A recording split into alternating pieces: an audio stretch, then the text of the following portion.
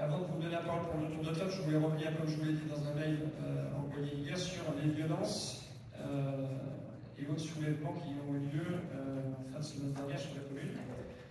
Donc je souhaite commencer le tour de table par un retour sur ces violences urbaines et aussi les inondations qu'a connues la commune la semaine dernière. Concernant les violences, comme je vous l'ai écrit, nous avons eu 2 nuits un peu compliquées. Une première avec des feux de poubelle dans le quartier du château et des tirs de feux d'artifice sur les gendarmes. Une deuxième avec de nombreux feux de poubelle et la destruction de mâts de vidéoprotection aux barrières et une tentative sur le mât de la pharmacie du château. Nos caméras ont pu récolter de nombreuses images qui sont en train d'être traitées par la gendarmerie et je vous tiens informé des suites. Concernant les dégâts, nous n'avons pas encore de chiffrage précis. Nous attendons le retour de certains devis. Les assurances devraient prendre en charge, comme s'y est engagé le président de la République la semaine dernière. Concernant les inondations, vous l'avez vu, l'orage qui a frappé la commune la semaine dernière, 100 mm de pluie sont tombés en moins d'1 heure.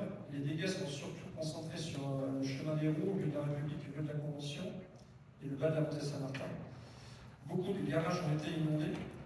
Je ne dis pas ça par provocation, mais cela concerne notamment les 4 nouvelles constructions lancées par la mandature précédente, à savoir Confiance Immobilier, Nouveau Constructeur, European Home et SDH. Encore une fois, je ne dis pas ça par provocation, je le dis pour montrer pourquoi il est vraiment important de maîtriser les projets immobiliers sur la commune. Par endroits, il y avait jusqu'à 1 mètre d'eau dans les garages avec des voitures prises au piège qui ont dû être dépannées le lendemain. On connaît déjà tous les problèmes posés au quotidien par l'arrivée simultanée de tous ces projets immobiliers sur le stationnement, sur la circulation, sur la pression sur nos équipements, sur le sous-dimensionnement des réseaux. Là, ce sont de nouveaux problèmes qui apparaissent. Avec Urbanion, nos services, ceux de l'agglomération, on est capable de prévoir si un projet présente tel ou tel risque, alors que le promoteur ne cherche lui que la rentabilité s'il est laissé libre. On fait son projet et on repart sans se soucier des conséquences. Là se pose par exemple la question de la pleine terre nécessaire pour éviter de renvoyer les eaux dans le réseau, les eaux de pluie, car le réseau n'est parfois pas dimensionné, avec pour ça une surartificialisation des sols. Derrière, c'est à la collectivité de gérer quand il y a des problèmes, comme ce fut le cas la semaine dernière.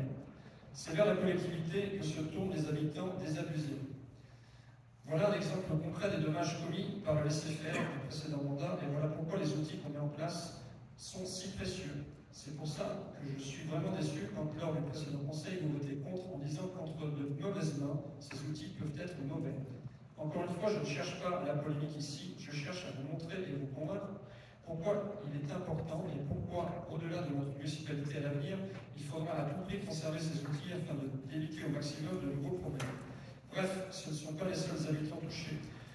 Nous avons de nombreux signalements rue Pierre Dac, rue de la Solidarité. Nous avons également eu 30 cm de gravier devant le tabac et une coulée de boue sur la piste cyclable route de Molène. Route de la Molle, pardon.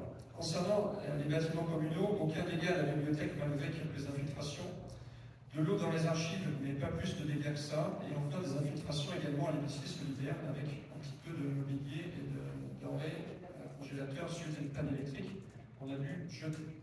Voilà pour le point sur les inondations et sur